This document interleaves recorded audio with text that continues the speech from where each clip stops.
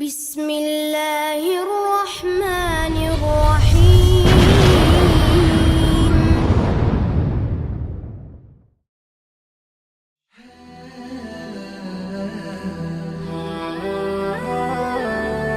Le prophète sallallahu alayhi wa sallam a dit: celui qui veille sur la veuve et l'indigent est comparable à celui qui combat pour la cause d'Allah ou celui qui jeûne le jour et consacre une partie de la nuit à la dévotion.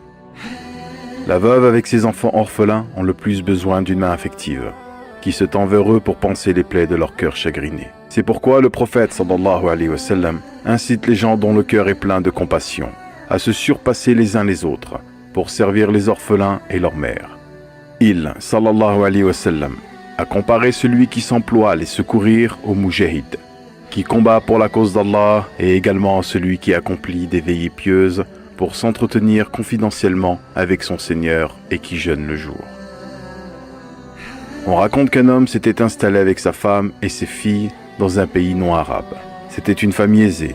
Quand le mari mourut, la situation matérielle de la famille se dégrada à tel point qu'elle se trouva dans un grand dénouement. De crainte que ceux qui les enviaient, quand ils étaient riches, ne se réjouissent de les voir dans cette situation, la femme quitta ce pays en compagnie de ses filles dans la période de l'année où il faisait très froid. Quand elle arriva à destination, elle abrita ses filles dans une mosquée abandonnée, puis partit leur chercher de la nourriture. Elle passa par deux foules de gens. La première était réunie autour d'un musulman qui était le plus grand dignitaire de la cité, et le deuxième autour d'un zoroastrien qui était le fidéjusseur de la cité. Elle aborda le musulman en premier et lui exposa sa situation. Elle lui dit: « Je suis une femme musulmane, je suis veuve, mon lignage remonte au prophète sallallahu alayhi wa sallam.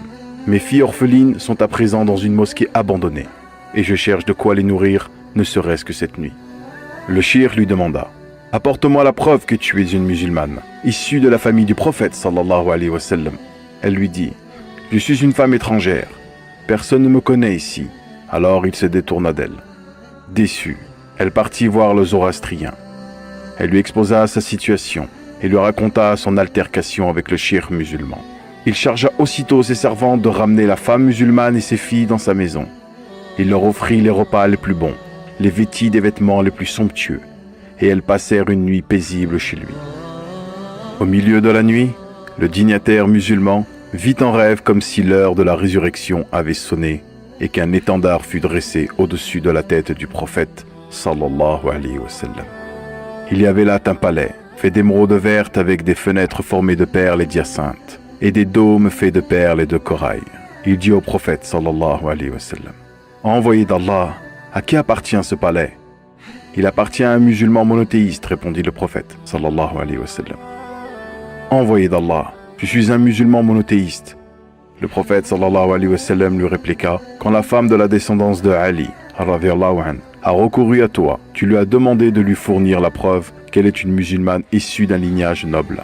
Maintenant, apporte-moi la preuve que tu es un musulman. » Le shir regretta son attitude à l'égard de la veuve et se mit à sa recherche partout dans la cité. Après avoir parcouru de longues distances et demandé à plusieurs personnes, il put trouver des gens qui la reconnurent et qui l'informèrent qu'elle se trouvait chez le zoroastrien. Il le convoqua et lui dit: « Je veux que tu me confies la veuve et ses filles. Comment les laisserai-je partir de chez moi, alors que depuis que je les ai hébergées, je n'ai cessé de recevoir des bénédictions du ciel ?» lui répondit-il. « Je t'offre 1000 dinars en échange de quoi tu me les laisseras. »« Jamais je ne le ferai, » avait-il dit avant d'ajouter: « Je sais ce que tu cherches par là, et je mérite plus que toi de l'obtenir. Le palais que tu as vu en rêve fut créé pour moi. Si tu penses que tu y as droit plus que moi, du fait que tu es musulman, alors sache qu'avant même que nous ne couchions la veille, ma femme et moi avions tous embrassé l'islam grâce à cette femme musulmane, et j'ai eu la même vision que toi. L'envoyé d'Allah m'a demandé cette nuit si cette femme et ses filles sont chez moi, et je lui ai répondu par l'affirmatif. Il me dit: « Sache que le palais t'appartient, ainsi qu'à ceux qui vivent sous ton toit. Vous faites partie des gens du paradis, Allah t'a inscrit parmi les croyants avant de créer le monde. » Le dignitaire musulman retourna chez lui dépité et triste. Médite: qu'Allah te fasse miséricorde, la grande bénédiction et les honneurs dont jouit celui qui veille sur la veuve et l'orphelin, aussi bien dans ce monde que dans l'autre. Veille, chers frères, chères sœurs, à traiter parfaitement les orphelins et les veuves, et à leur faire du bien, afin de jouir du privilège d'être en compagnie du prophète sallallahu alayhi wa sallam au paradis comme le prouve le hadith suivant dans le Sahih d'Al-Bukhari. Au paradis, le rang qu'occupera celui qui aura pris en charge un orphelin et le rang que j'occuperai seront aussi proches que ses deux doigts. Et il tendit l'index et le majeur en les écartant un peu. Dans la version qui se trouve dans le Sahih de Muslim, celui qui se charge d'un orphelin sera avec moi au paradis, que cet orphelin soit l'un de ses proches ou non. Et celui qui s'emploie à secourir la veuve et le pauvre est semblable au mujahid qui combat pour la cause d'Allah. Wa as-salam ala mani tab'a al-huda.